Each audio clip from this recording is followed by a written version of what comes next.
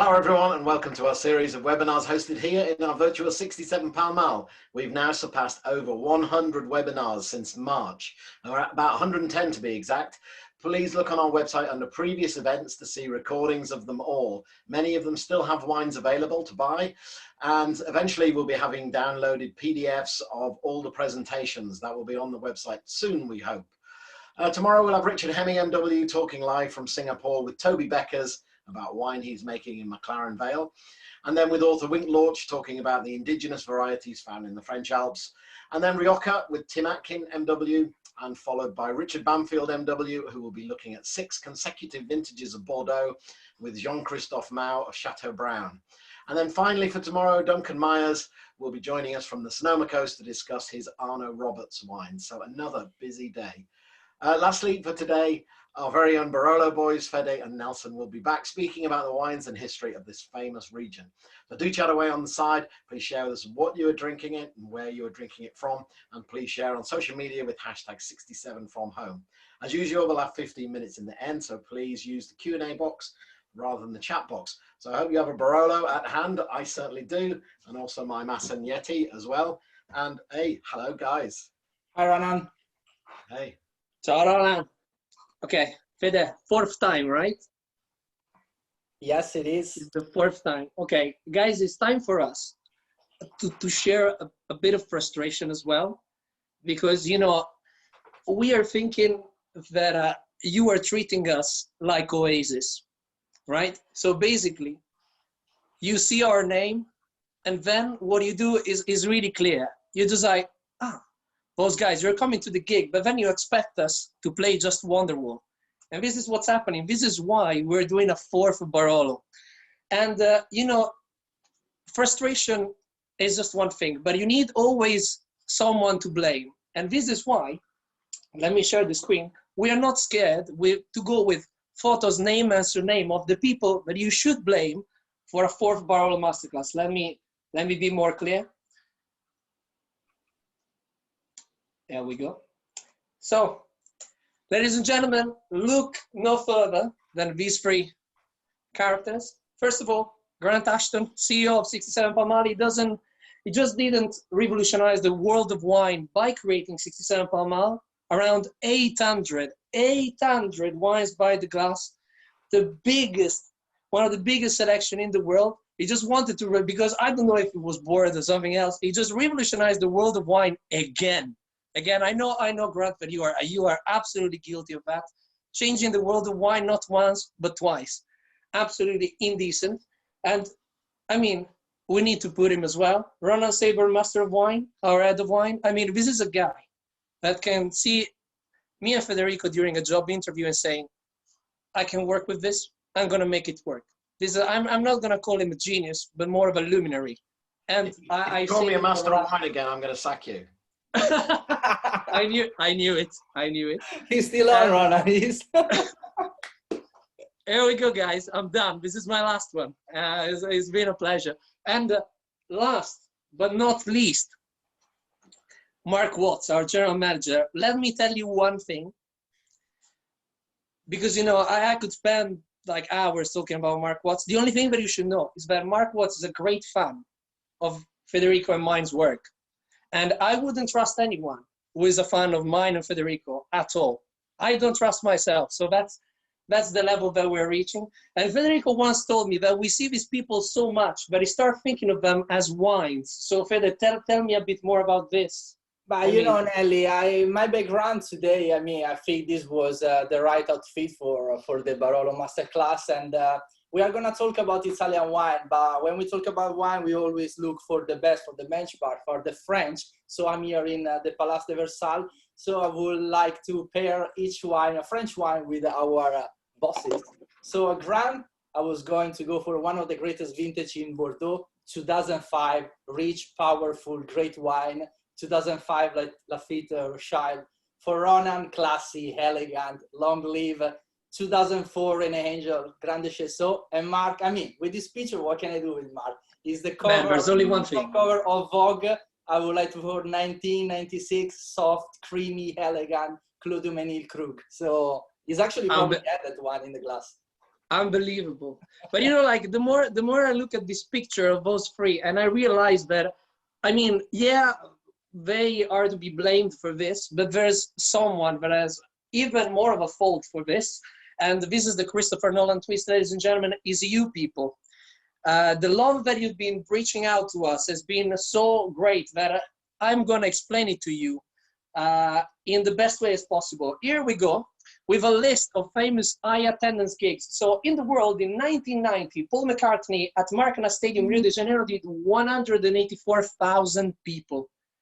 In the UK, in 1996, Oasis at Nebworth Park did 250,000 for 2 nights with a 2.6 million waiting list. But in 2019, with our Barolo Masterclass, we did around 162 people with a 76 waiting list, plus today another sold out. Usually we are famous to do like big thanks at the end, but for this masterclass in particular, we just really wanted to take some time and just say thanks, first of all, to Grant, Ronan, and Mark for you know, accepting all our shenanigans every time. It has to be such a tough job to deal with 2 people like us, and especially to you people. We're just so so happy that every time you share so much about us and with us. And really, I've been in the music business for 15 years. I've seen every kind of audience, and you guys are the best audience that we could ever ask for. So, ladies and gentlemen, welcome again for the 4th time to our Barolo Masterclass. Before starting, if you haven't understood what is the style, I am Nelson Pari. The other guy that you see in that is way Frenchier today is Federico Moccia. If you haven't understood what is the style of the masterclass, usually I will describe it as imagine the cynicism of the philosopher Friedrich Nietzsche, but explained in the style of Joe Exotic from Tiger King. This is pretty much what is going to happen tonight. If you haven't watched Tiger King, I don't know what to say to you. So after we don't end up in the jail as a Joe Exotic, Nelly. Exactly, it's gonna happen somehow. But without any further ado, let's start. So, what is the matter with Barolo? Why we're doing this so much? Because it's really hard to order a Barolo at the restaurant. Let's make an example. We're in a restaurant, there we go. So this is a small wine list. This restaurant has only 6 wines, but as you can see, it's pretty loaded. The 6 wines are Ducat-P, Chevrolet Chambertin 2011, Jean Griveaux Vin Romanée Premier Cru Le Beaumont 2010, Milka Musée Clos Vougeot 2010. Then he has 3 wines from Piedmont. One is Bartolo Mascarello Barolo 2004. The other one is Roberto Verzio Barolo Cerecchio 2007, and the third one is Gianni Gallardo Barolo Riserva Preve 2006. First of all, you might gonna ask, hey, why these prices are so cheap? I'll tell you why. Because the prices are 67 Pomol prices. So yeah, as you know, our prices are one of the lowest that you will ever find in the world, and end of my publicity spot. So usually at this point, I always ask everyone, what do you think is the one of the 2 of the region that you feel most comfortable with? And there's no way you're gonna say Piedmont for a couple of reasons. The first one, you see how clear the level of, let's say the level of quality is. Like we can tell straight away where the wine comes from. We know that Chevrolet Chambertin is the village wine. We know Premier Cru, and we know the Grand Crus so well that we now know by memory. So even if we see Clos de Vougeot, we know already straight away that that's a Grand Cru. So every single information is in the label. And even if you look towards the prices, this is not like a general rule, but when you see towards the prices, every single price actually respects the level of quality. So even if, you know, even if you have like a Le Beaumont, which is one of the top Premier Cru, it still costs a tiny bit less than the Grand Cru. It doesn't happen all the time, but just to give you an idea. Then we jump towards the Barolo section, and we see that, for example, the first one, which is the Bartolo Mascarello, is the most expensive. And then we have a Cerecchio, and then we have a Barolo Riserva Preve. So the point is, so far, what you see is that there's no village indication. There are some indication and names that we're not comfortable with. Let me round up to you. Bartolo Mascarello Barolo is just like that, because that's the only bottling that Bartolo Mascarello does. Because Bartolo Mascarello believes in blending. So you just call it Barolo, when in reality it's a blend of 4 to 5 cru, I think. Then down you have Roberto Verto Barolo Cerequio with the name of the cru. Luckily, this time, Cerequio is actually in the town of Barolo. So actually the name of the wine respects the village. If you have something else, like, I don't know, whatever other cru, Rocca dell'Annunziata, you will not find the villages. Like you will always see only the cru on the level. And the last one is absolutely my favorite one, is Gianni Gallardo Barolo Riserva Preve. Preve is the single vineyard of the cru Lazzarito in the village of Serralunga d'Alba. The label has no information at all about what you're drinking, apart from just the single vineyard. Okay, so this is where the confusion starts. Now, just to make it clear, one of the problems that we face the most is that still we consider Barolo a sort of like Italian Burgundy, and he's right, or sometimes there's this sort of like Bordeaux Burgundy Barolo comparison. I just wanted to clarify a thing. When we mostly ordered like a bottle of Bordeaux, what happens is that like first we check the vintage, you know, we want to drink like a 2005, then we care about the producer, and then the cru. Is not the case every single time, but most likely this is what it will go. Let's say, for an example, if you have a 2010 Palma or a 2011 Haute Brion, you're most likely going for the 10 Palma. This is in the general. When it comes to the Burgundy section, most likely is a bit of a tier between, a tie thing between the cru and the producer. So what happens is that like most likely you will focus on the cru first. So you want to drink like a Grand Cru, you will drink a Clos de Vougeot, and then you came to the producer. I just want Meo Camosè, and then you go to the vintage. These cases are, you cannot use these cases in Barolo yet. So Barolo is still a matter of thinking about the producer first, then going to the cru, and then going to the vintage. And this is how we are going to explain the wines tonight. Now, why Barolo at the end is so hard to understand? The joke that I always say is like that basically Barolo is Burgundy, but made by the Italians. A mess. You gave basically the most complex wine system ever invented in the world to the most corrupted bunch of people that you can find in the planet, and Barolo is pretty much the answer to it. The cru system is a mess.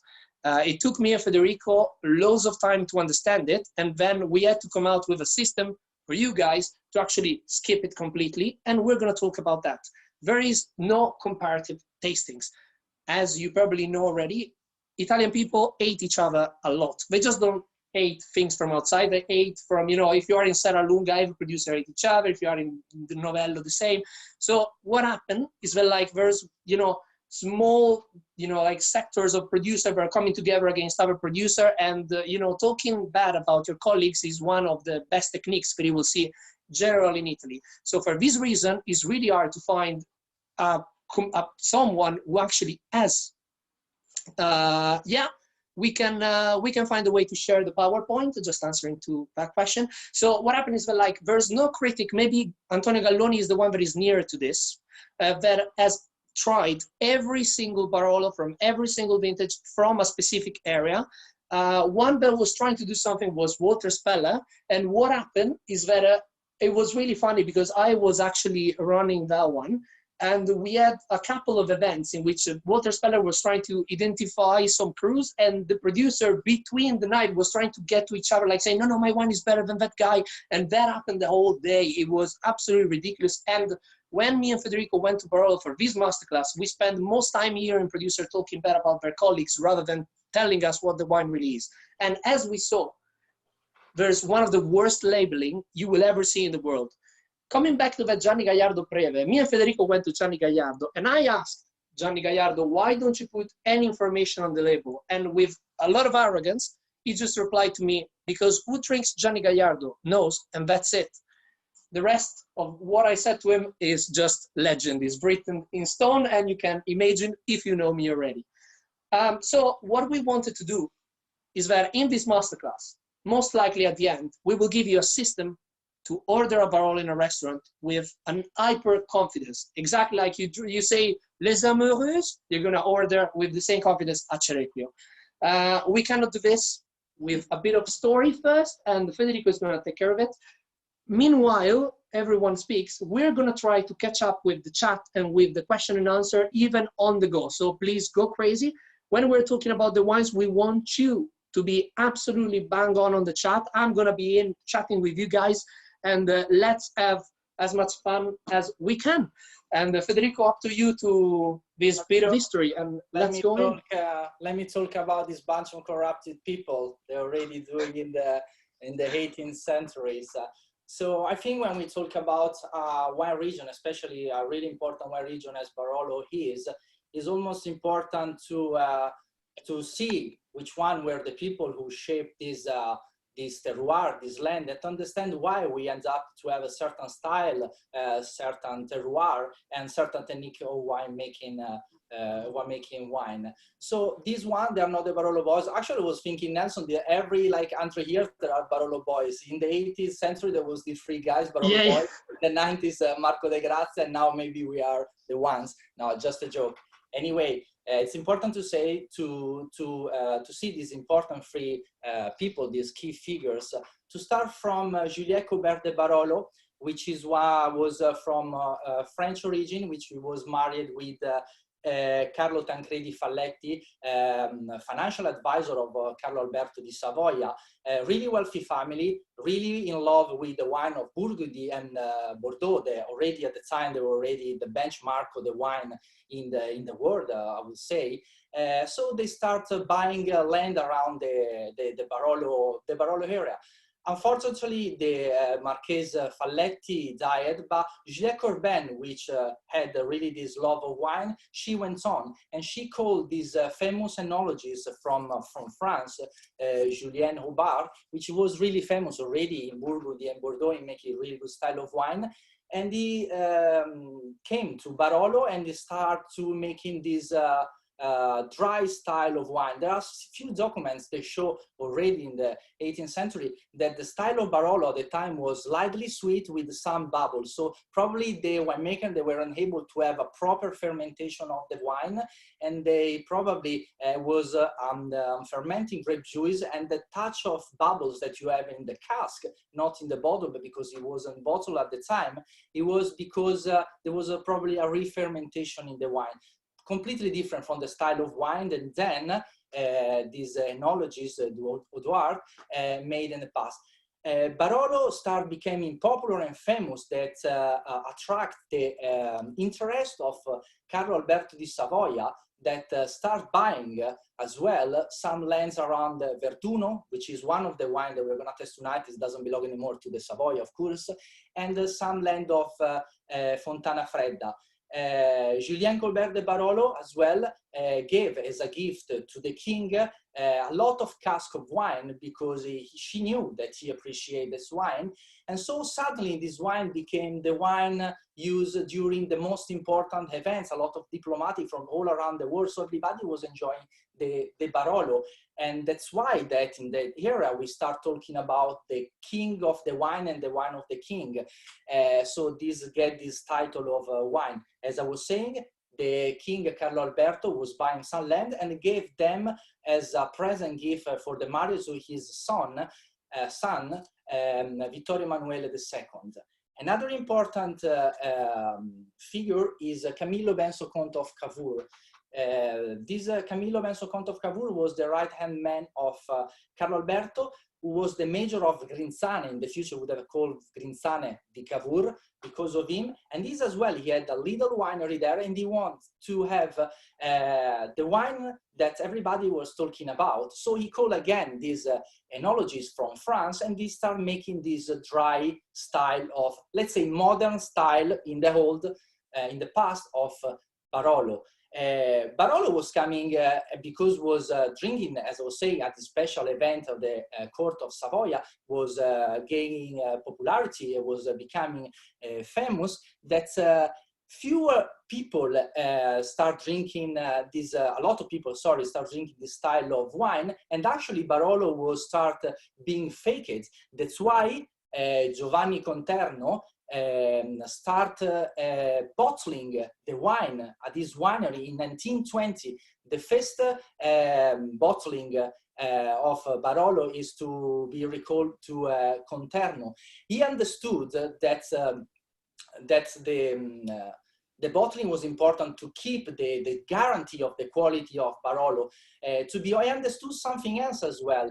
The wine grower, they were starting not anymore to sell the grape, they were starting keeping the grape for themselves because they could understand that that was profitable. So 1920, Monfortino from Conterno was actually from grape boats from other growers. In 74, if I'm not wrong, Conterno bought 14 hectares of Cascina Francia and he started making his wine from his own land. So he understood that it was becoming profitable.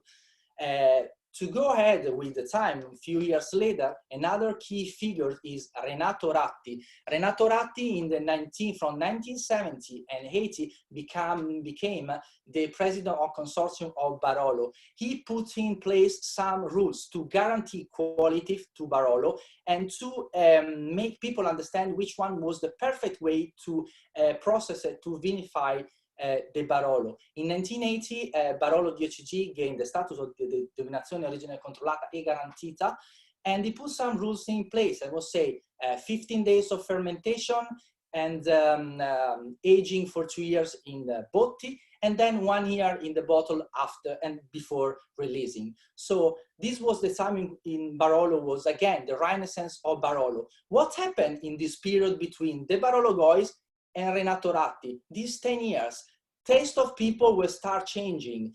International style, international people, they were looking for much more elegant, soft, approachable wine in youth, and something a little bit easier to drink. Barolo at the time was a wine really tannic, really austere, and as well the cleanness of the botti. I was talking with Chiara Boschi, she was saying water was more expensive than wine, so they were cleaning the botti with wine. So try to think of how many bacteria they have. So in this gap, people were thinking, why now the price of Barolo is dropping down? What we are doing bad? There is a nice story about Elio Altare. Actually, one day he decided to go to Burgundy with his Fiat 500, and they say, why my wine, no one wants to buy my wine. It's a great variety, it's a great terroir. We are doing our best. What's it wrong? Let me go to Bordeaux, to Burgundy. There's a nice story I was saying. He was going with his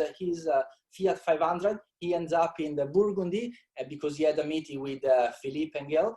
And on the way, he found Philippe and they say, do you remember we have a meeting? And they say, man, I'm really sorry, but with his sunglasses, he was getting on his Porsche with the luggage as he was going to the Côte d'Azur and say, why is making so much money? I have a great raw material. Why I can get this wine? Why? What's happened? So the Barolo boys with Marche de Grazia, Italian America, he filled the gap. He understood what the problem was, and he proposed an alternative. He was giving an idea to these Barolo boys, an idea to make wine a bit more approachable when young, being much more fruit driven, with the tannins more approachable, softer. So the use of new French oak. Wow, drama. Everybody gets crazy there. We are talking about hundreds of years of big barrique, and now you want to come with this French bloody barrique? No way.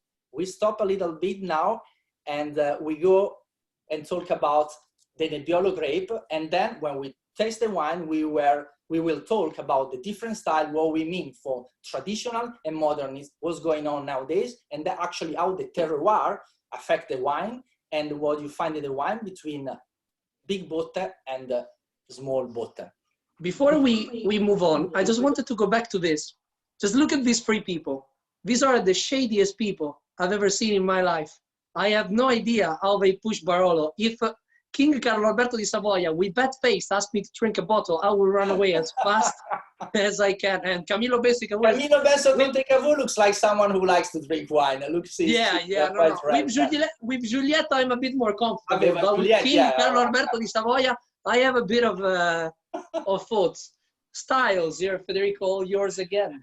Okay, great. Let's talk a little bit about the Barolo grapes. When we talk about Nebbiolo, straight away we think that the translation is, it means nebbia, so it means fog in Italian.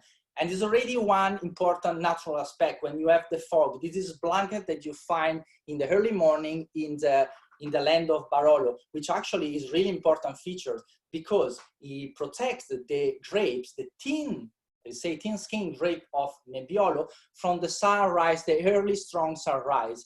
And it helps as well to develop the growing season, which is really slow and long. We end up sometimes in the middle of November in order to get that rice freshness, that acidity that is special and typical from Nebbiolo, but that phenolic and technology and maturity. So phenolic, tannin and anthocyanins, color, tannin in the skin, and then the sugar that needs in the fermentation. And another important feature is altitude. The average altitude in Barolo is around 400, 500 meters. Of course, you have some example, like a great example, Canubi, 250 meters, and shows great wine. But usually the altitude is really important because when we talk about the altitude is the higher you go, the colder it is, especially in a cool climate as Piedemontese. You have cold winter, really hot summer, acidity, altitude play a really good, important role. The more you add every 300 meters, the temperature, the pressure of the atmosphere drop, and the temperature drop every 300 meters, the temperature drop down by 1 degrees. And another thing, the more you go higher, the intensity of the sun become between 10 and 12% more stronger. So a lot of sunrise that help the ripeness of the grape, but keeping the freshness because of the altitude. So maturation and acidity balance what we need in the wine.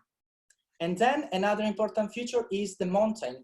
Barolo, Piedmont, lies in surrounded by the Alps, going from the north toward the south. The south, where we have Liguria, which is the region below Piedmont, and protecting from the worst. When I say protecting from the worst, I'm not meaning the French that are on the side, but the worst I'm saying like phenomena of rainfall, storm. Hail is really a hazard in Barolo because it can come anywhere, but definitely it protects from the worst, making this valley the perfect spots to grow the grape, to grow this beautiful beautiful wine. Another important feature is exposure. Exposure is generally speaking in Barolo, southeast is the best exposure that you can get. You have the sun the all day long, helping to having this sugar in concentration in the wine that will help during the fermentation, leading to a wine in softer aromas, a bit more riper fruit, a bit more gemmier in some way, but much more floral. And then the northwest exposure. Northwest exposure, when you have the sunrise, doesn't hit in the morning the vineyard because it's covered by the hills. So in this morning you have the fresh morning, which is help to keep the freshness, and in the afternoon you have the strong sun that help the ripening season of the grape. But you end up with a wine that is rather unripe and showing a little bit more of herbal notes, a little bit spicy notes. So, and then definitely the spot where the Barolo came from, the vineyard, is really important. And when we talk about it, it's really important because another grape is really fussy and absorb all the characteristics of the terroir and the spot where it's planted. And this Pinot Noir, in a blind testing, they show really similar characteristics. If you go to start on youth, you have this floral, this strawberry, this fresh aroma of red fruits. Then this high acidity, really high in Barolo, in Nebbiolo, and Pinot Noir. Definitely with aging, we are going to different. With maybe Pinot Noir, we are going to have a little bit more leather, florist floor. In Barolo, we have a little bit more this tar and mushroomy, but definitely they are quite similar. Tannin is the difference. Low tannin in the Pinot Noir and really harsh tannin, but then we will see how we can manage to have a different tannin in Barolo. But now probably it's time to talk a little bit about the first two wines. First two wines, we like to compare traditionalist, I was telling before, and modernist. Let's talk about Castello di Verduno. They are in two different areas. Castello di Verduno, we are in the northern part of Barolo, quite cold if you want, with northwest exposure of the vineyard. So we recall again that exposure that in the morning is quite cold, covered, shadowed by the hills. In the afternoon, it's got this stronger presence of the sun. Approach of Castello di Verduno didn't really change from the past. 11 were vintage. If you like, in the same time to get a glass and start testing, we have a long maceration. Castello di Verduno is a sandstone-based soil, which actually gives a lot of this reservoir water. If you want, dilute a little bit the taste of the Nebbiolo. But what Mario, which is the Mario Andrion, is the winemaker, believes in acidity. For him, is the acidity the key of the long live, the longevity of the wine. If he say, which one for you is the best one you can age, is Riesling, is the phenolic is 0. So he believes in a ripe maturation of the tannin.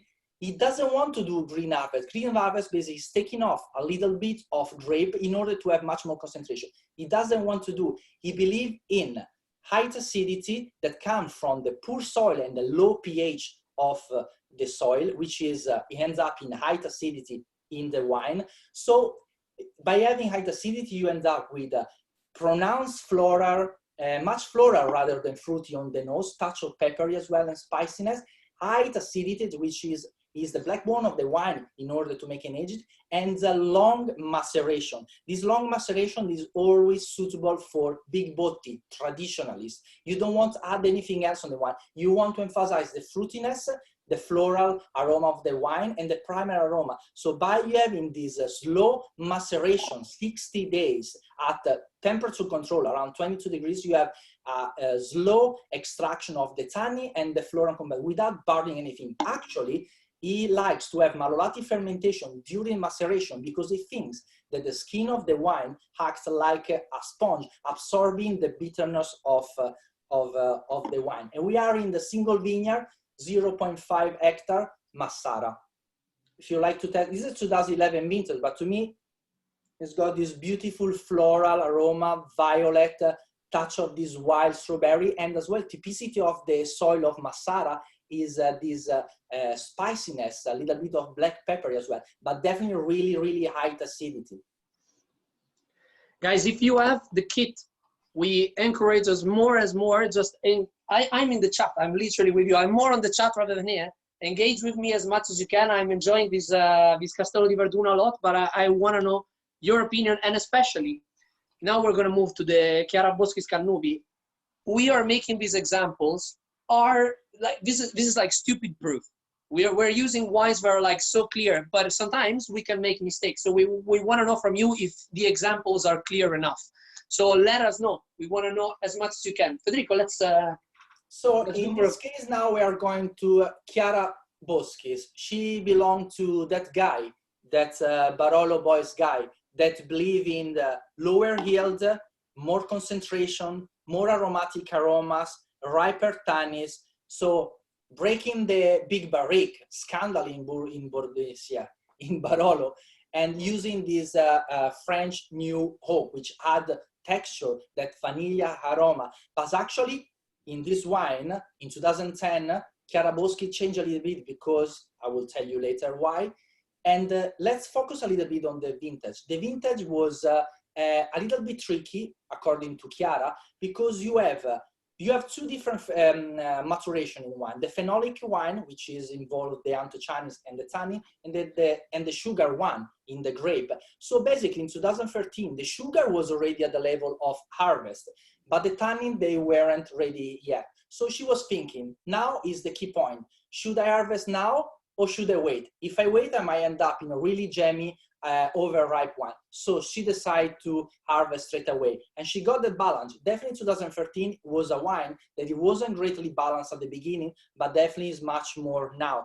This is belong as well. The great spot there is 0.7 hectares in Cannubi, in Barolo, a little bit lower compared to Verduno, a bit more warmer. And then you are in the best spot where actually two geologic area soils joined to each other. You have the Helvetian and the Tortonian. So the clay and the calcareous, the structure, the strongness and the softness with the clay.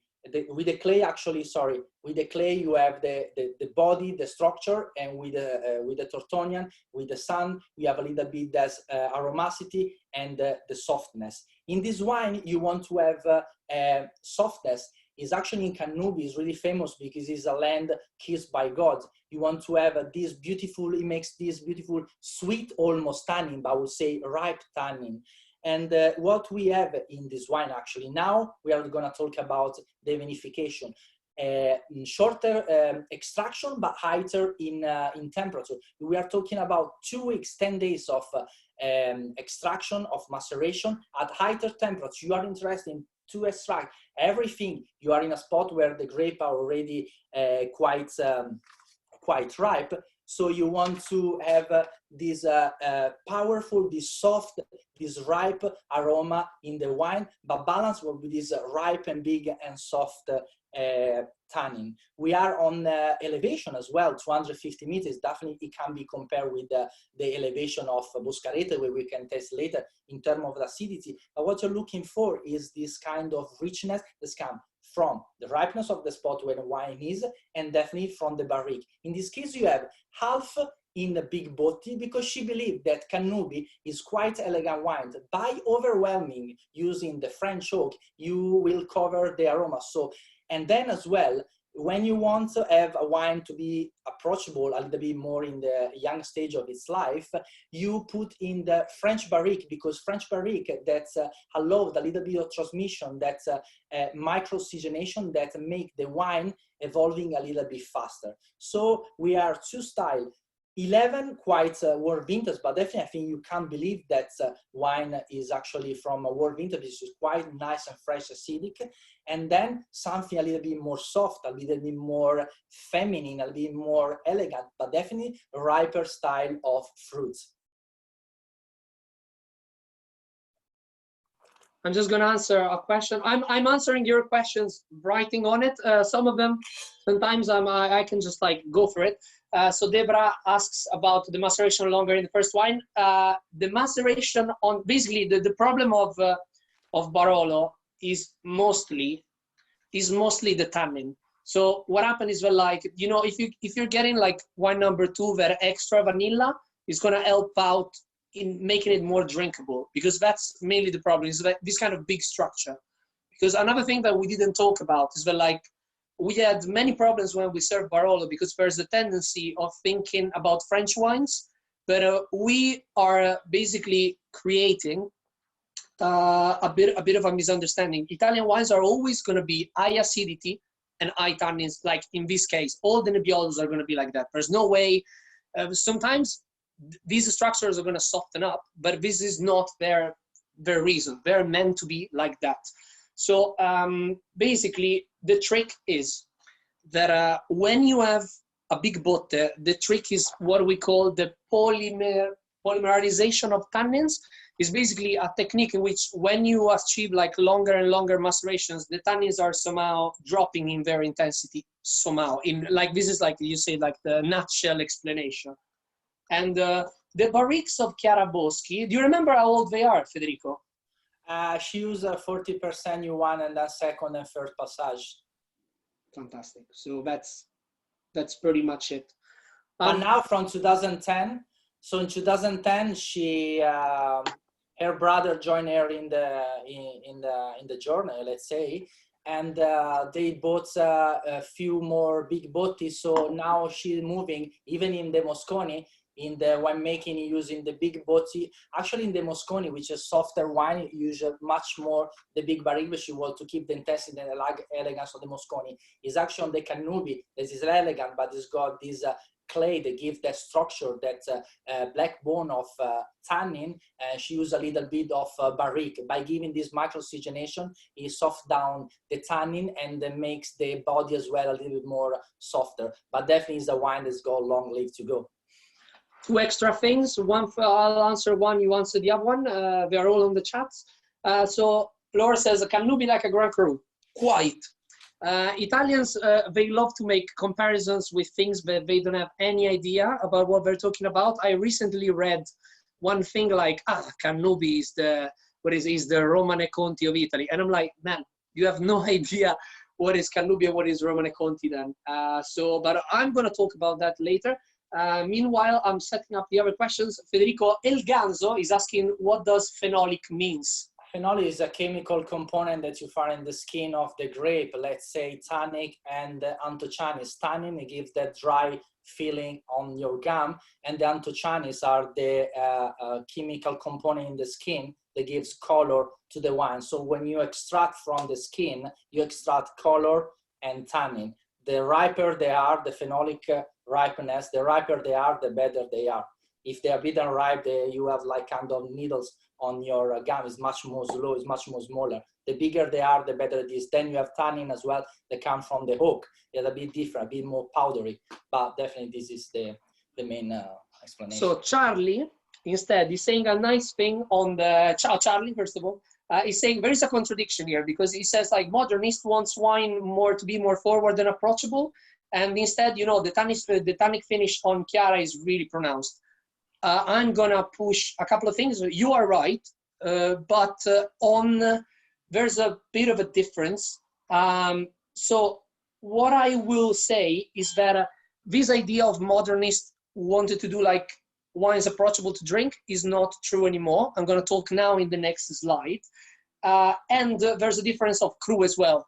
I was actually talking with Mario from Castelli Verduni, say, you know, traditionally is a wine that should age forever. You say, I want to make wine much more approachable already in the early stage. So I don't do green harvest. I want the wine really floral and enjoyable, and the tannin needs to be present, but the acidity is the things that I want people to feel at the first. So it's wine that you want to have this wine really approachable. And you need to think one thing, approachable and long wine. When the wine, talking with every winemaker, definitely if the wine, so basically when the wine goes to the barrique, wherever it goes, in the bottle, the wine needs to be already, from the grape to the bottle, the wine needs to be, if a good wine, it will become even better wine. Never will happen that a really bad wine will become good. So you might have probably much more intensity of the tannin and the aroma components that we will then develop in something secondary and tertiary aroma, and maybe the tannin will slow it down. But balance has always to be already, when it goes in the tank, it needs to be already balanced, the wine. Then it will soften up and get even better balance. But definitely the wine, a good wine will come better wine, a bad wine will never become good wine. Guys, as always, you see, like we drank just 2 sets of wine and it's already 47 minutes and we love it. We love it. I hope we're not going to bore you too much. We want to answer to every single thing you have to ask. Georgina is asking about vintage. There's a whole chapter on that later. For Anthony, both style of production, same barrel. When we talk about the producers, it depends on the producer. In this case, as we said, wine number 1 is Big Botti, and wine number 2 it's not even Slavonia, it's Stollinger, it's Austrian Botti. He feels that, so we are talking always Italian, Slavonian, but this one is Austrian oak, so 40 years old. And the other one is Big Slavonian, and then a French barrique. Now, this is a thing, this is a bit of a thing that I wanted to talk about before moving to the next thing and drinking the next wines. What is the current state of Barolo styles? Because like when we go to Italy and we talk about modernist and traditionalist, Italians are getting extremely pissed off. What is the reason? The reason is marketing, ladies and gentlemen. If an Italian sees some money, he's gonna run for it. So if you have some, be ready to find ourselves in your place really soon. What is the thing? The thing is that like when modernists, basically, let's say I'm going to push it really strongly. If you drink a Barolo right now, the Barolo boys and the modernist movement is the reason why you're drinking it. And most of the things, like we say, okay, the modernists are just like the barriques, but it's way more. It's the green harvest, it's cleaning the botti, it's the proper wineries. When you see like in the movie of the Barolo boys, you will actually see the pre-traditionalist cella of I think is Elio Altare, and you can see the animals shitting around the botties, like he has some goats, and you know, he's weird. Like cleaning was like the last thing that we were thinking about. Okay, So the One modernists of the brought a things lot the more. Barolo boys brought actually was much more care in the winery. So we were Exactly. talking about breaking the botti. It doesn't mean this old botte it makes good wine. It needs to be clean. There are certain characteristics that needs to be put in place. You can make a good wine. Barolo till the 80s was really a rustic, dirty wine. When we talk about Barolo boys, it's not just about concentration. It's about take care of the winery. It's about elegance in the wine, much more aroma in the wine. I'm not saying that Transition doesn't have aroma, but they as well, in the way they change, they start take care much more, changes the big botti as well. So they are not using they have, but much more care and cleanness for sure. And this is the thing. The thing is, well, like, coming back to money, because this is what life is all about, apparently. They told me somewhere. What happened is, well, like, as soon as the modernist thing changed, and in Italy, you know, natural wine movement and a bit more of the, you know, my granddad used to do things like that, the modernist has to do something because the wine sales were going really down. So this is two examples. Aldo Conterno, one of the most famous modernists of all time, is actually using loads of big botti right now. So instead, back in the day, you used to go everything through barriques. Now it's big botti first and then barrique. And Domenico Clerico, even one of the biggest modernists, is actually now processing through amphoras. What is the point? The point is, like, they don't want to be called modernist anymore because they see that as a sort of like bad incentive for marketing. Even the guys who started it, if you ask Chiara Boschis, for example, if she's a modernist, she's gonna actually eat your face alive, okay? But why? Yeah, why did we put it still? Because one is clear like hell. Like, we went to Paolo Conterno, me and Federico, and the guy at Paolo Conterno gave us this wine that was basically just barrique. And he went to us and he went like, guys, you're the first one in years that I've been working here that they feel the barrique. And I'm like, mate, what kind of people are frequenting this place? And you know, this is the thing. It is a sort of like a bad thing, the barrique and everything, just because of marketing and critics and perception. Italy is a really weird place about this. And another thing is that, like, weirdly enough, the modernists, certain modernists, are now becoming the new traditionalists. For example, if you see the Barolo boys in the movie, you'll see that the daughter of Elio Altare wants to use big botti, but he actually prohibits her, like his dad prohibited him to use the barriques. So it is a weird thing, you know, like, Italians are taking things really too seriously, you know, and it seems sometimes that the focus is not anymore about creating a good wine. It's just like a sort of a mixture of fashion and everything. And, you know, one of the best stories is actually Elio Altare. When Elio Altare brought the first barrique, his dad took him out of the testament, so he had to do some legal moves to take out the land back, because his dad didn't want him to get it. So this is pretty much what's going on. And I hope, even if it's really weird, it's a bit of an idea about what it is.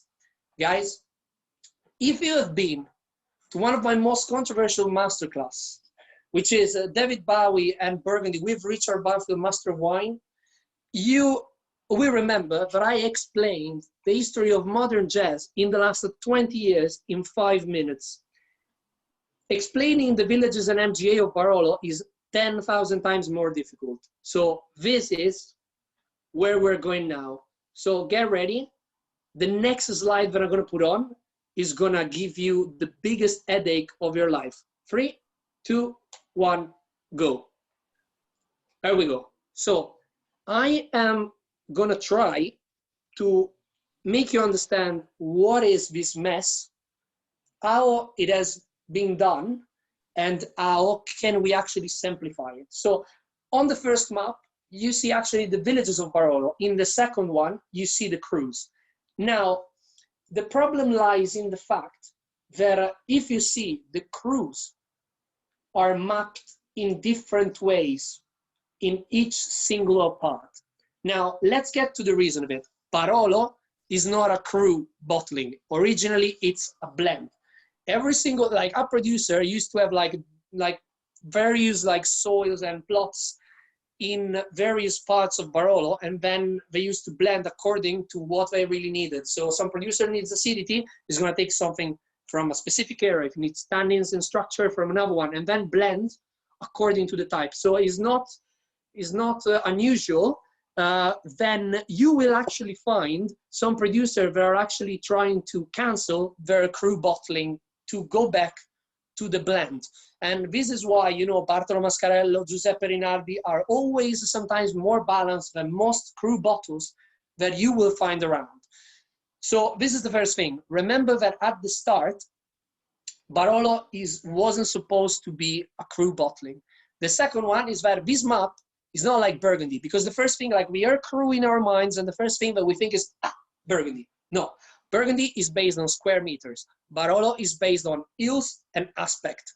And the problem is, on the same cru, you might have 5 or 6 different aspects and climates. So even the actual mapping is not gonna give you a sort of like identity on its own, especially if the producers are pushing the idea that one is better than the other, so pushing the styles to make it even more complicated.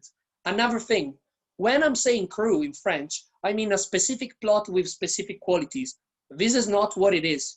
Here, the whole area has been mapped. So let's say I'm in London, I'm in Wood Green right now, one of the most fashionable areas for who has never been here. And basically imagine that if I am in, like, let's say if I'm in Burgundy, Palmer's Green might be the Grand Cru of Enfield. If I'm in Barolo, I'm actually on a cru. So that's the best idea that I can give you. So now, what is this mess? Can you see that, I'm talking about the map with all the colors. Look on the bottom side. On the bottom side, you will see that the left is completely packed on. And on the right, everything is like, it has some white spots. What happened there? What happened there is that the Barolo map hasn't been done by the commune of Barolo, has been done by each singular village. So each singular village has a set of more than 100 laws specifically for which this thing has been mapped. That's why if you go up in the area of Verduno, you will see that the whole area has been mapped. Why? Because in that way, if you live in the commune of Verduno, you can destroy your house, sell it for €1 million or €2 million, and make someone plant something in there. Stuff that you cannot do on Serralunga d'Alba, okay? And in Castiglione Falletto. But if you are in Novello or the area near Bussia, near Monforte d'Alba, you can do that. And who decided this? The Consorzio. So how this map has been done? Is it the singular commune that does that? Absolutely not. It's been decided by the producers. But then why the producers want to make this mess? I'll tell you how it works. Who do you think has more decision? Jacob, the Mascarello family or the biggest supermarket producers? This is how it decides. Who has the power to decide how this map goes is who has more hectares. That means that the bigger production decided the whole map. I'm going to give you now 2 ideas to make you understand that everything that you see here is somehow a small scam. So this is really rare. You will not find this in many places. This is the map of Bussia from the original map, but what I put it there is one of the first trials of the nearby area of Romirasco in Bussia for the first mapping around the pre-16th century at Aldo Conterno. This map has only one copy and is at the front of Aldo Conterno's house, and he was happy enough to make me take a picture of it. So look how small that is. That is literally a single parcel in the center area. So how the hell you will see all this big mapping? When we asked to the guys at Aldo Conterno to explain to us this Bussia, he said, no, you know what happened? Well, what happened is that, like, a guy that had a big supermarket production came to the judge in court and said that he had found a written thing from the Catholic Church in the 16th century when all the other commune didn't exist, with the note Bussia. So in that way, those supermarket producers can label their bottles with the same name as Aldo Conterno and make an extra profit in their supermarket bottling.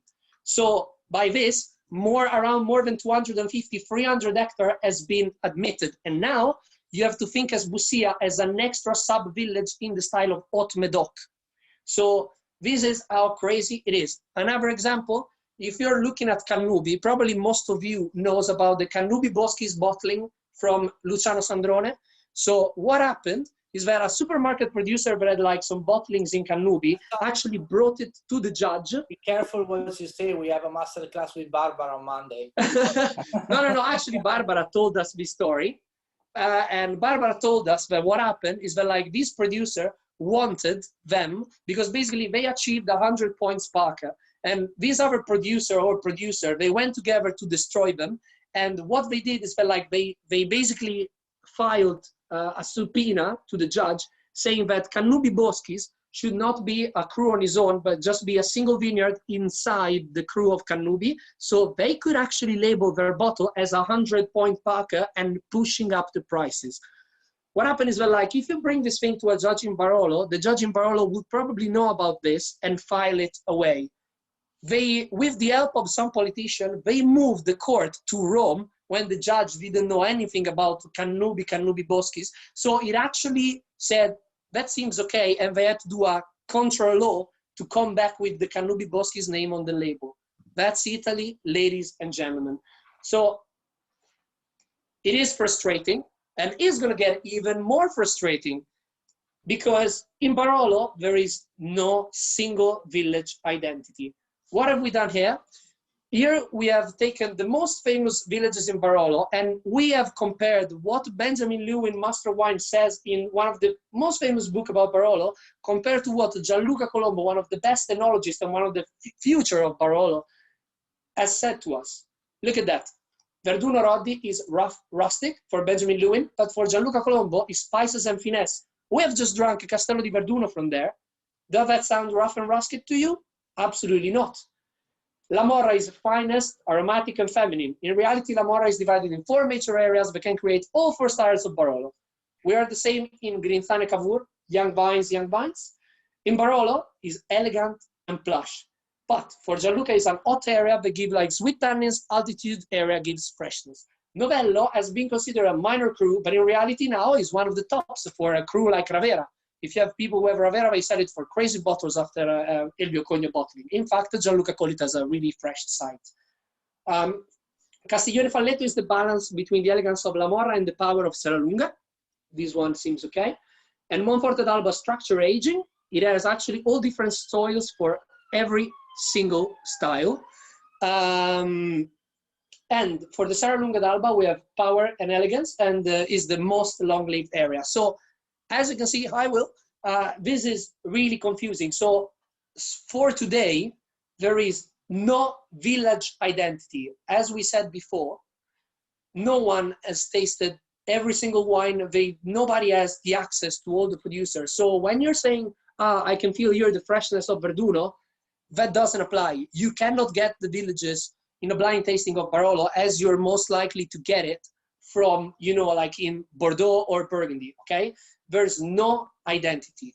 And the more the producers are not gonna come together and the more it's gonna be a mess, okay? So on top of the crews, not only the crews are a bit shady on his own, but also the villages are a bit weird to understand.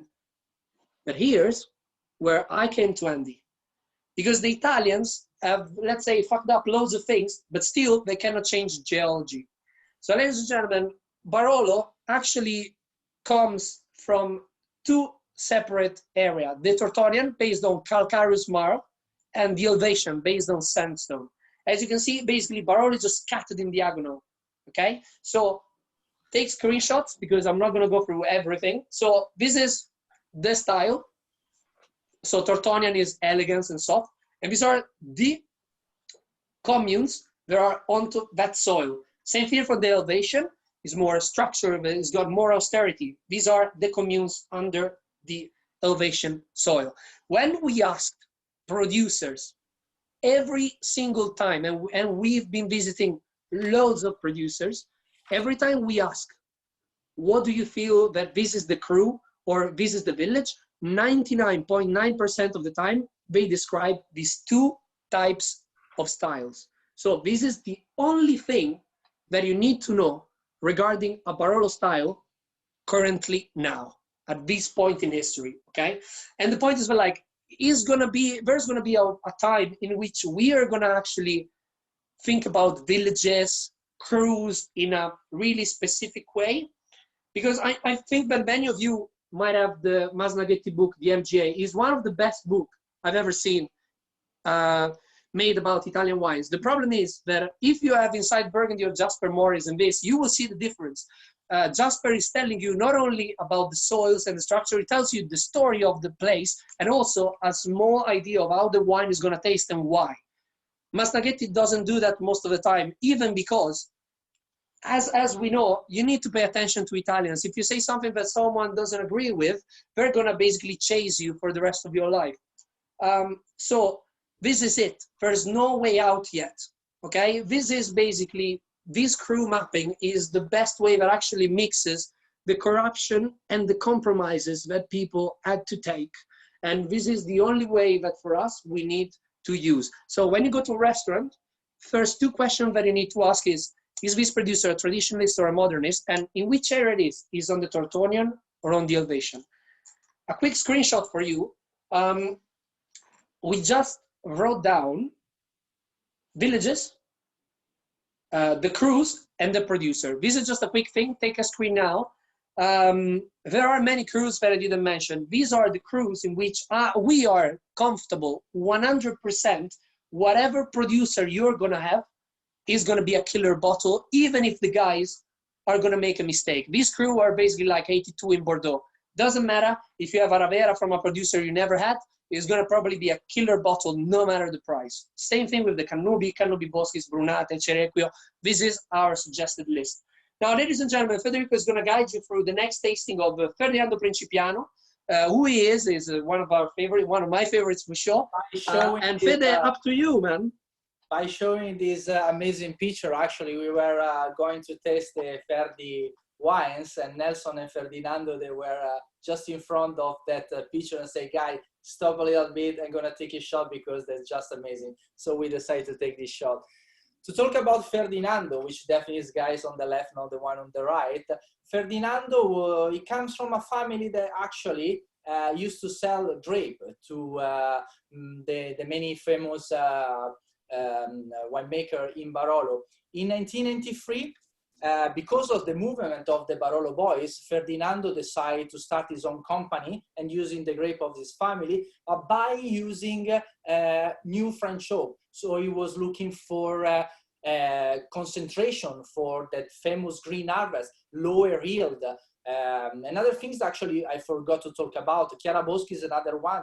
They likes this green harvest. In the past in Barolo, the old people, even nowadays you have people like 80 years old, and they see you drop on the floor the grape, they say you are mad, you make money from the grape. They didn't understand that the wine could be much more complex, much more better quality. Wine was just an idea to make money, but not quality wine. To go back to Ferdinando as well, he used to believe in the green harvest, in the concentration, in the short maceration, in great extraction, in powerful wine. But he just changed idea around 2010, just because the Serralunga environment, the Serralunga soil wasn't suitable for the barrique. It doesn't mean that you add barrique, you're gonna sell your wine, you're gonna get better wine. Barrique needs to go with certain style of soil and grape. Definitely it is not the example in Serralunga. Another thing that is always related with Serralunga, it's the high structure and the rough and harsh tannin. Ferdinando was telling me, do you know why the people think in Serralunga is the harsher tannin? In the past, all the old people, they were looking for high quantity, a lot of grapes to produce, and they were selling everything to Fontana Fredda, which actually was making wine. And as the grape were high quantity, really unripe tannin, the final one was really undrinkable and rough tannin. That's why there is still this idea of rough and still tannin. It's true as well, the Serralunga is one of the areas that you can find the powerful and most lead wine, but as well is an area that you can find, especially where Ferdinando is. You are in the Serralunga, southeast of Barolo, on the southernmost part, and on the highest elevation, we are talking about 450, 500 meters. Next to the Cru Boscareto, there is Cascina Francia, just to give an idea about the quality of the Boscareto and the quality of the area.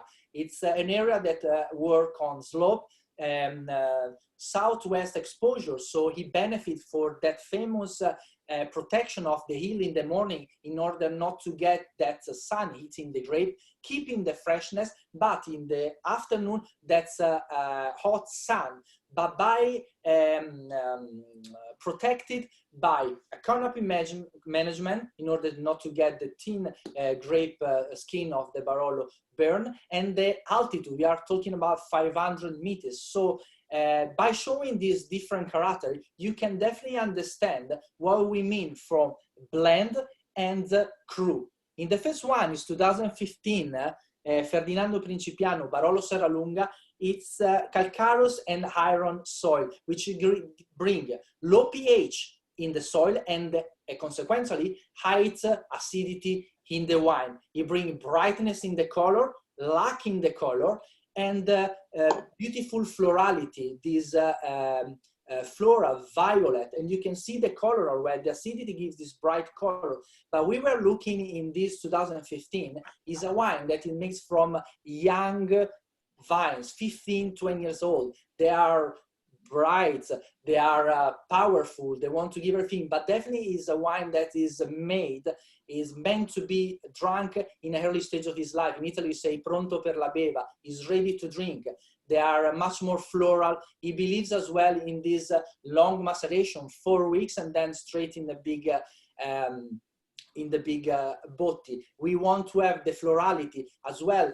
The younger vines of Boscareto, of Serralunga and Nebbiolo, they are on the highest part of the slope. They get a little bit more freshness.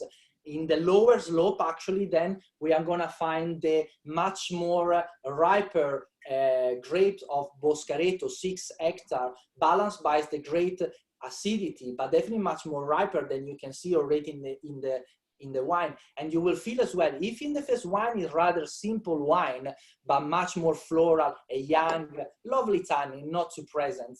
In the second wine, you have a bigger tannin, a riper tannin, because the sun, they are on the lower part of the slope, so the sun hits much more strongly the grape, but balanced from the acidity. We are talking about 40 years old grape, which will have, he doesn't do green harvest anymore. He believes in the concentration by coming from the old vines, 40 years old vines. They don't give the higher yield that you can get from the younger vines, but you get much more concentration, much more complexity. He does all cluster in the vinification, so that's why you get this beautiful, bright and lighter color. The stem acts like a filter between the skin and the juice, so the color is quite lack.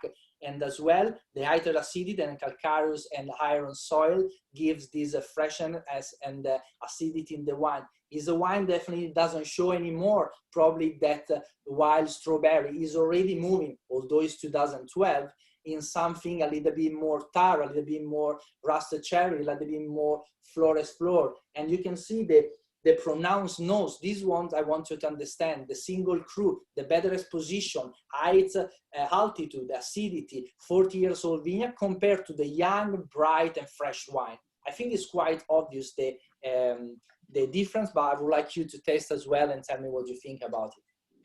Yeah, guys, we want to see the chat going crazy as it was before. Shoot at us, because we can have like 5-10 minutes. If not, we're gonna move on. So give us some time. So I'm answering questions. So thank you very much. A big thanks to Michele Fazzari online, man. That guy is always checking his writing some stuff here. I'm just not answering to any of them. So guys, what do you think? Which one do you, first of all, 2 things as always, write in the chat if you understand the differences. Like, one is, you can tell the difference between the Barolo and the Boscareto. I'm gonna say one thing now that I'm not supposed to say, which is basically what I'm doing for the whole masterclass. If you ask Ferdinando in privacy which one he prefers, most likely he's gonna say that he prefers the Barolo. Actually, he's thinking about not doing Boscareto anymore and just coming back to do the whole blending. and just do like Bartolo does. Yeah, but Fernando is as well the same guy. They say, Fede, I called him last week to have like a refresh about this winery. And they say, Fede, I don't have a lot of time. I just have got 15 minutes. The phone call lasts 2 hours. So if he says he's going back to Boscareto, I will not believe him. No. So, and Boscareto, guys, is really, you know what is the thing? Like, they don't even mention it. Like, Boscareto is technically the Oxmal Consorts of Italy, but he doesn't care. And, you know, like, I think that the real thing about Ferdinando is that he's the one guy that, okay, when you go to Barolo, we talk about the wines, we talk about the money, there's a bit of a show off. Ferdinando was the first one that actually said to us, you know, like, what I really wonder is that instead of bringing like all these investors and stuff like that, I would like to see a bit of like a new park for my kids. He's a guy from Barolo for real. He really thinks about Barolo as a community. And he's the only one that we heard saying stuff like this. And for us, is sometimes, you know, choosing wines is not all the time, and I don't apply this rule clearly all the time, but sometimes it's an ethical choice. You know, and to him, he was telling me, I'm not making the wine, it's the terroir that makes the wine. That's why before I was saying what he goes into the bottle, it needs to be already good wine. If you have a good grape, if you have a good terroir, is the nature that you give the opportunity to make the wine. You just need to read the vintage, harvest earlier, harvest later. So these are the things. But if you have really bad spots, so we are talking here in Boscareto, is next to Cascina Francia, probably the top spot in Barolo. We are in Serralunga, great structure. We are 400, 500 meters, the highest altitude, the coolest place in Barolo, especially if you are thinking about the global warming, especially the wine that now they need much more freshness. It's got the southwest exposure. So this is the wine to invest for the future. This is the wine that you are looking for. This is wine that always will keep the freshness. Some vineyard, I'm not going to mention, in somewhere in the world, in few years, you think every 10 years, the 1.5 degrees is going to be increased the temperature. Some grapes, they will be damaged from this. So this is the spot where you need to be. The great, really good, and really on value for money. This is a great, just great wine to me. And the intensity that it gives on the concentration. 40 years old vines. This is just a good. Sandy, I was writing to you. Is way quicker if I answer. Sandy's asking what is going to happen to Barolo with all the restaurant closed. We don't know. What I can tell you is that like probably Barolo, everything that regards Piedmont and Tuscany are not going to see that sort of, you know, like crisis compared to the other Italian regions. I had a few calls with few people around.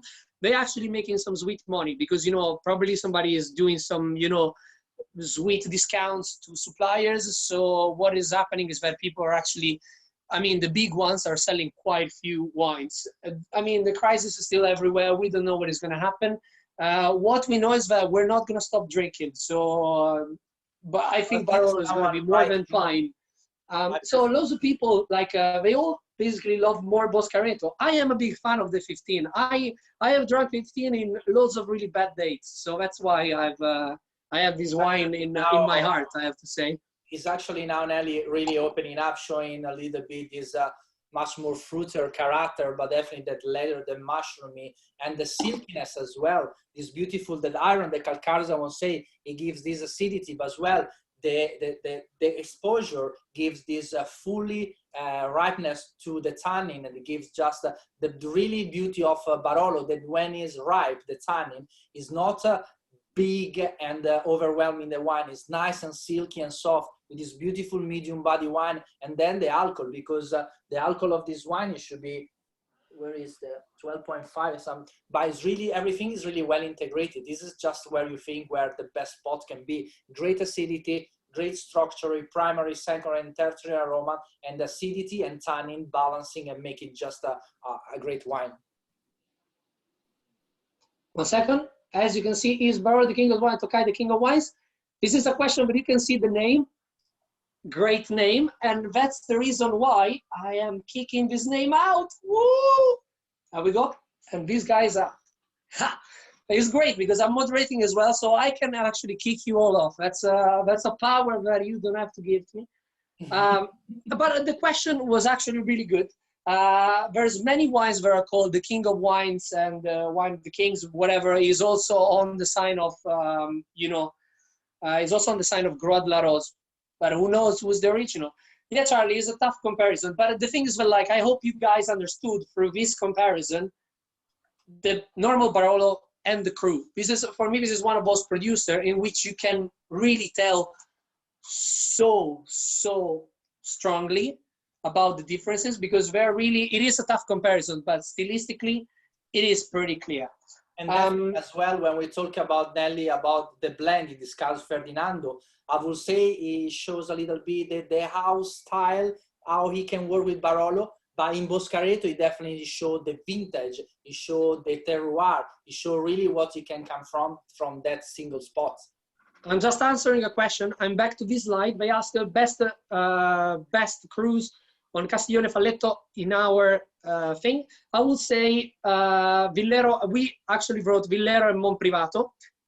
We're going to talk about Gianluca Colombo. Gianluca Colombo is going to do a Monprivato bottling. I'll truly suggest to start buying as much as you can. And Villero, Giuseppe Mascarello is doing a Villero that I like a lot and is really light. It's like Pinot Noir style. So these are the two ones that I really like. The Monprivato from Sordo, but we need to check in which vintages Gianluca Colombo is doing them, and Villero from Giuseppe Mascarello. I think they're not even that expensive. It's something that I can buy a case of. Probably Federico. Federico is the assistant head, so probably can you now basically can buy a vineyard the empty Barolo. cake I can buy. Anastasia, what about the natural wines in Barolo? Every wine that you're drinking tonight is a natural wine. The point is, Italy is making a big fuss because of some critics and fashion and stuff that it's happening. This is what I'm telling you. Mostly of all producers in Barolo are natural. The thing is that, like, it's not an important thing. It's not about talking about natural. It's about talking about if a wine is good or if a wine is not good. And Barolo understood this thing way better than Tuscany, for example. So it's really hard that you're going to find, you know, a natural producer calling himself natural. We're just going to talk about wines. And this is what we like a lot about Barolo, because, you know, the wines are clean, are absolutely perfect and spot on. I didn't hear any breath, not extreme volatile acidity. So I think as a region in general, they actually nailed it. Guys, I'm gonna run quickly. So in this chapter, we're not gonna drink any wine, but I just didn't want to skip this bit, okay? If you have some wine left around, you can do some experiments, but I just wanted to go quickly through vintages and aging styles, okay? Because this is probably the thing that we are mostly proud of, because nobody did this before me and Federico. So, this is the brag moment. There's going to be more bragging moments later. Let's talk about aging. Again, let's have a look. The aging of Barolo is 38 months from November, the first day of the harvest, including 18 months in wood. But when you see the Barolo Reserva, he said 62 months, and the rest is exactly the same. Isn't that stupid? I'll tell you why. This is another law, mostly based for supermarket producer. Because basically what happens, you go to a supermarket, you read Reserva, it's the same wine, but it just aged a couple of some months more, a couple of years more. And this is what it is, really. There's no, literally many people you will see in the aging description when it comes to Barolo, everyone is doing a different thing. They're just not following this, because this is literally crazy. Because looking at the paper right here, you basically can buy a normal Barolo, put it in your cellar for a couple of years, and magically it becomes a Reserva. So now, when Reserva it is actually signed, mostly we're talking about the Cru bottles or a more specific selection. So don't focus that much on this thing. But many people are asking us about aging specifically, okay? How much this wine can age? How do I store it properly? Okay, first of all, it mostly depends on the style and the producer, okay? Especially on the producer, okay? Every producer has a specific, let's say, line of duty. Every producer has a way, as you can see, like amphoras, Big Botti, Barrique, Sandrone, Dosonli, Tonneau, so it's really different. To give you an idea, there are some wines though that they seem like never ending. So an idea about these never ending things can be, for example, Brick del Fiasco from Paolo Scavino, but to be fair, is a style that goes between, you know, it goes a lot between, let's say, the traditional and the modernist. You can feel the barrique, but even the big botti has an influences. And you have, like, I don't know, some bottlings from Roberto Vertio. They seem that they're going to keep going with tannins and acidity like forever. It does have, though, most of the time, a sinusoidal state of bottle variation. What does it mean? Barolo starts 1 to 5 years to go up, up, up, up, up. Then he stuck himself. So it's going to basically taste the same between the 5 and the 10 years. And then from 10 and 20 years, it just goes up again. And that happens on most bottles that we tried. Maximum, I will say that for whatever bottle of Barolo you have, maximum in most 20 cases, it lasts 20 years. That's why when you open an old Barolo, sometimes you people are, we see some discouragement because you are thinking you're mostly like an aging, like a Bordeaux aging. This is not Bordeaux, it's Barolo. It's based on, you know, volatile acidity, some oxidation and stuff like that. And also, pay attention from travel shop. Many people are buying bottles from the US. We don't know if these bottles have been stored. We were talking with Ron, and most of the old bottles from the 20 of Conterno, they have a cork that is like 1 or 2 millimeters. It's weird. Okay, so if you have this bottle just going Italy, US, UK, the bottle could be already gone. So that's a thing to consider.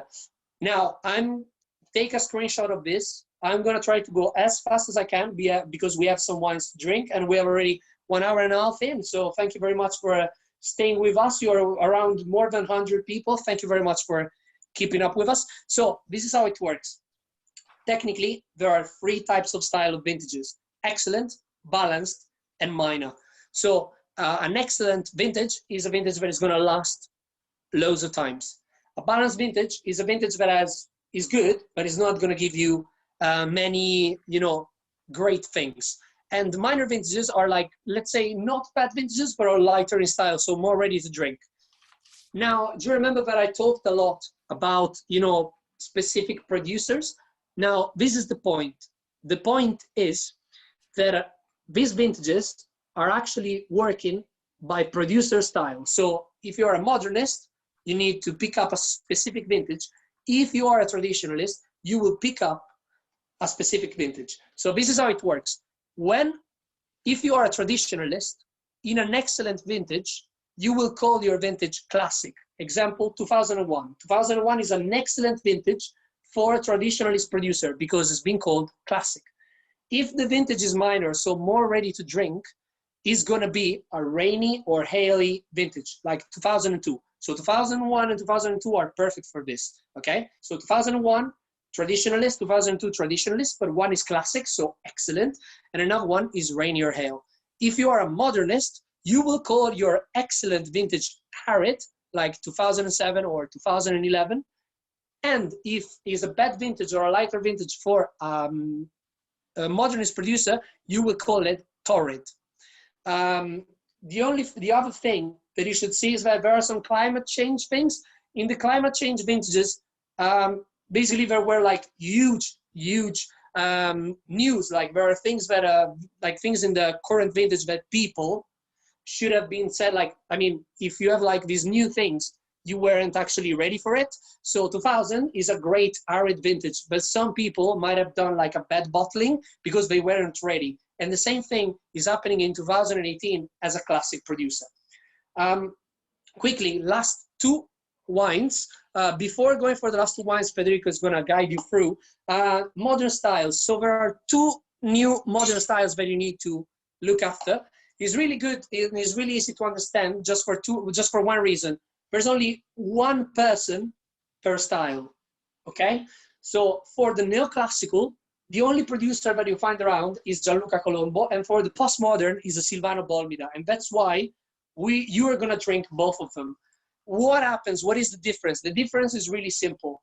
It's basically, if you remember, the traditionalist is big botti and long maceration. Instead, in the neoclassical, you will have a big botte with a short maceration to research the kind of Burgundian Pinot Noir style.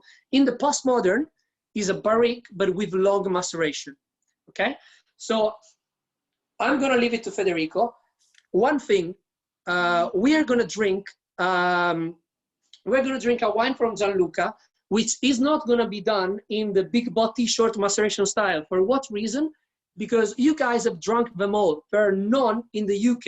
We have to bought some wines from Gianluca, and all the Barolo bottlings from him are already gone. So what we have reached is we had some bottles of Nebbiolo d'Alba, and we absolutely want you to drink, and Federico is going to guide you through now. So, ladies and gentlemen, let's see what is going to happen. Is extreme winemaker. I would like to start, actually, if you want to follow me, with the 2009 Silvano Bolmida. We are in Bussia. It's the southest part of Bussia, just where Monforte d'Alba starts. We are on 420 meters elevation, and on soil is sandy mainly, and fosses. But I don't want really to focus on the soil on this producer. I want to go through. Someone was asking me before about natural producer. Wow, if you want natural producer, I don't think exists more than Silvano. I don't just suggest you to go to visit Silvano as a last visit, but he's gonna take you through the whole history of the world rather than the history of Barolo. But what I would like to say, we say barrique and long maceration, but this is not just what he does. He believes in green harvest and in a late harvest. So he wants to reach extremely concentration in the wine by having this late harvest with really ripe tannin and really ripe aromas. But there is a reason why during the vinification, he likes to get, as I was saying before, this extremely ripe phenolic maceration in tannin, extremely ripe tannin, and extremely ripe anthocyanids, which are the color. There is a reason why during this long extreme maceration, we are talking about 7 up to 100 days. What they do during the maceration? The maceration, by having this really developed tannin and anthocyanids, they release these components that he helps the wine in order not to get oxidized. So he protects the pre-oxidation of the wine in the cask. And at the same time, he helps to produce some SO2, natural sulfur dioxide, which actually prevents from the bacteria present in the wine. And other things that he does, especially in his soil, is the using of a lot of herbs, especially rapeseed and white mustard plants, because they naturally produce CO2, which CO2 is used during the photosynthesis. So CO2 using the natural photosynthesis, he helps to get a much better maturation of the wine. And other things that he does is by using medicinal herbs in the soil, what according to him and on his study with the University of Turin, these medicinal herbs helps the roots to go deeper in the soil and to get the minerality and the reserve of water and all these nutrients that the wine needs. In this long maceration as well, you have malolactic fermentation again. Skin absorb again all these bitterness that can get in higher temperature and long maceration, and they develop a silky and gentle tannin, and according to him, showing this colonial, these beautiful spice aromas, cinnamon as well. And other things that he does is fermentation and then moving in French barrique, but they are French barrique, as you can see, they're really old, 6, 7, 8 passage. What he wants is to have that micro-oxygenation in the wine to get definitely really rich and compact and structured wine, balanced by the 420 meters of the acidity on the altitude that you have. But by using the gross lees in the batonnage, again, they release these chemical components that develop SO2. They are really important. They use the batonnage, the main use of the batonnage, to add structure and silkiness and the aromas to the wine, but also to naturally protect the wine from the premature oxidation. So we're going to end up in a wine definitely quite jammy, creamy, but with a really soft tannin, but definitely that can last for a long time because of this natural sulfur dioxide produced during the fermentation. So you will enjoy, and you will feel definitely on the nose the wine is quite ripe, is quite, you know, plummy, but show this beautiful balanced acidity, and everything is still fresh and still enjoyable, doesn't show any hints of oxidation because of this natural procedure in the wine. If you like to test and tell me what you think about it, and then if you actually compare to the Segni di Langa, we are in the North Pari, we are in Monvigliero, you can call it Barolo for just 200 meters, is outside the appellation, so you need to call it Lange Nebbiolo, which is 100% Nebbiolo. It follows the same characteristic of Barolo, the same soil actually that you can find in Monvigliero, but here we have a completely different approach. Is again 45, we wrote a short maceration because it was the style of Gianluca, but in this style Gianluca, he does 45 days of maceration, really low temperature. You want to extract the primary aromas, the florality, the violet, the strawberry in the wine, but by keeping low the tannin, and as well you can think it's quite light. You can see beautiful bright color. It looks like almost Pinot Noir with this gentle and soft tannin, and then for 2 months aging in the amphora, which actually doesn't impart anything to the wine, just give this beautiful earthiness and minerality and florality. It's just beautiful and elegant. I will call it, myself and Nelson, we call it like a Chambol Musigny of Nebbiolo d'Alba. It's just great. But if you compare one to each other, one is rich, powerful, jammy, balanced with acidity, not showing oxidative style, and the other one is just fresh, floral, clean, bright and fresh, and really nice and young. It's like almost Gamay style, Pinot Noir style. What do you Guys, think? let us know what you think, because you know, like, exactly the thing about especially Benjamin, you see, like, this wine, it's I mean, it's 2018, but it's already ready to drink. You know, it's fantastic. And you know, like, this is probably, these two styles are where Barolo is gonna go.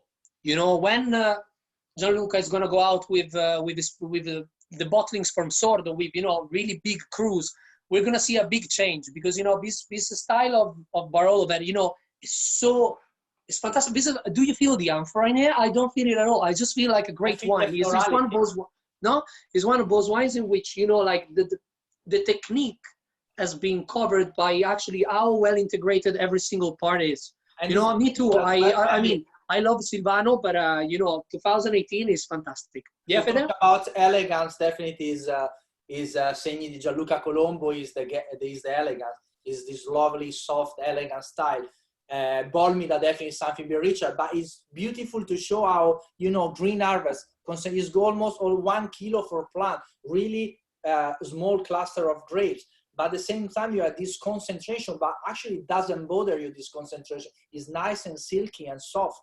It's definitely much more bigger than the other one, but there are two wines really well balanced, and the 18 from Colombo, definitely elegant, and then 09, we are talking about 09, is 11 years old wine, and doesn't even show any hint of oxidation.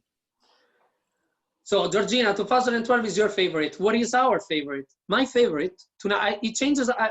We've done it this 4 times, and I changed wine every single time. Wow. Federico, what is your favorite one at tonight, the end? I really like the Boscareto 12. It's really Boscareto 12. My favorite one is the Massara 11 from Castello di Verdulo. I have to say that when we were in Barolo, we went to more than 25 producers. If there is a producer that really struck me, was Castello di Verdulo. We went out and we were like, we were shocked. Tell us, guys, what is your favorite bottle? Come on, a bottle, glass. For a bottle, we have to wait 6 or 7 months to open again and spend all our money on it. Castello di Verdulo, yeah, just it's fantastic. He's absolutely fantastic. As well. JM asked about Valmaggiore Nebbiolo d'Alba. You tried the Sandrone. Monday. The best answer that we can give, I'm gonna show you later. There's a masterclass of Sandrone with Federico Moccia, actually, and because Valmaggiore is a hell of a Nebbiolo, but Federico is gonna tell us more on Monday, I think.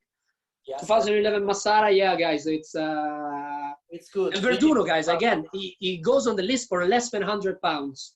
Crazy stuff. It's a 0.5 hectare, so we are talking about really small. I mean, the Chiaraboschi 0.7, Castello di Verduno 0.5, Boscareto 6 hectares, so small production. So they are really gems of Barolo. Guys, we don't want to steal some more time of you. So Saturday night. The moment of the night is our epilogue. So before starting, okay, this is what happens in most epilogues. I talk about a bad date or a bad relationship that I had, and then I make a connection with Barolo. So most of the time I talk about a story of, you know, those kind of like uncorrespondent love that then becomes like really fucked up and somehow ends up in this kind of a Goethe Germany 16th century novel. And then I say Barolo is exactly the same, you know, like he's one of those wines where it's really hard to understand, and somehow we just try to catch it as much as you can. And because Barolo doesn't say anything to us, you know, we are getting even more in love. But I'm not going to use those things anymore, because after our third masterclass, we saw such an interest on Barolo at 67 Palmao. We had to increase our wine list. And you guys, like, you are keeping, NGI, missing you. We're waiting for great moments at 67. But, you know, you guys have been asked about Barolo so long. We've done so many Barolo events. Boertio sold out. Then we had so many things. I am going to improvise something then. But before that, I'm going to ask Federico a few things, but I'm going to tell you what's happening tomorrow. So tomorrow at 12 a.m., there's Tony Beckers from McLaren Vale with Richard Deming, Master of Wine. At 2 p.m., there's a French Alps with Wink Loach. At 4 p.m., it's him again. He's a Rioja with Tim Atkin. At 6, one of my best mates is a Richie Banfield with Jean-Christophe doing Chateaubriand. Man, I need to do something online with Richie. I miss the guy. And at 8 p.m., guys, one of my absolute favorite is Arnold Roberts. I put it by the glass with Federico in the main restaurant. Is Trousseau. Absolutely fantastic wine. But I know that you guys are missing us already. So this is what is going to happen regarding me and Federico in the next days. So on the 25th, so recently in the next few days, Sandrone with Barbara Sandrone with Federico. On the 29th, I'm back talking about natural wines. So it's gonna time to drink some really nasty stuff. On the 9th of June, and really I'm looking forward so much to this, I'm doing a Fiano vertical. I never done a vertical of Fiano. So guys, pick up the tickets so we can do this first time experience together. Baricci, a vertical of Brunello. Baricci is really hard to find. He's one of those producers that we are really honored to have in, and Federico is gonna host this one. And I'm gonna do a 2016 overview of everything that Chiaraboschi has produced. Now, Fede, we're going to keep you guys literally 5 minutes more. Fede, tell me from your side, what is your experience of 4 Barolo Masterclass? What do you have to say about it? I mean, I'm wearing the tuxedo in my 4th Masterclass. I'm in Versailles, so always getting better and better. Definitely a great experience. It was a trip that we did to enjoy ourselves and go to drink some wine, get smashed, and it turned up one of the most amazing events at the 67. I like people still love us. I like what they write for Mazzo, so it's a great. I would like to run another one straight away. I mean, not really straight away, maybe. No, I mean, I'm getting slightly wasted, so. Yeah, me too, to be honest. I have to say, with that tuxedo, you remember me of a late Terry Candilis, you know, when he was always going around in tuxedos in the last few days. So guys, I'm gonna do the classic ending. If you've never seen one of my endings, is that I think every wine masterclass have to have a morale or something. So stay with me a couple of minutes more. I'm going to improvise through. Fede, you know what happened? And I'm going to ask you a personal questions here. And I'm going to ask you a personal question to you guys as well. There's one girl that I'm seeing.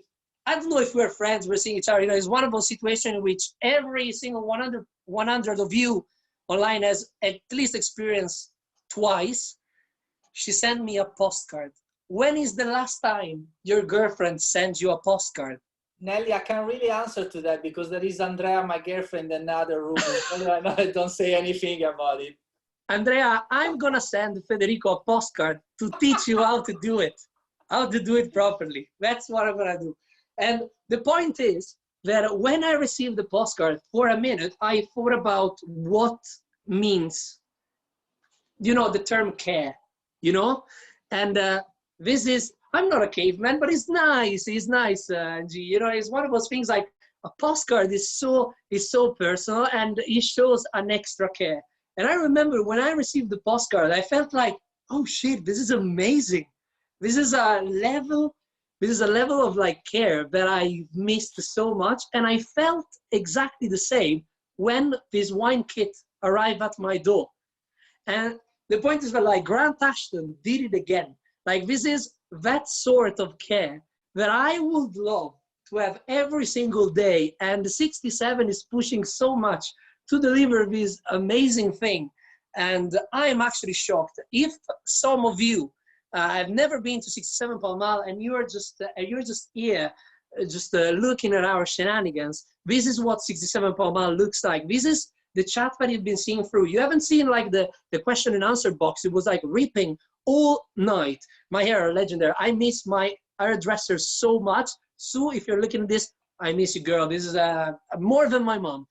And the point is that 67 Pall Mall is not anymore like a physical place. It's a community of people that really love to share wine as much as we can. So guys, you are still 100. You've stayed with us 2 bloody hours. So Deli, what are you saying, that myself and you are the postcard? We are the guys. We are your postcard for tonight. Don't dream about us too much because it's gonna be impossible. On that note, guys, let me say it. I am Nelson Pari. That guy up there is Federico Moccia.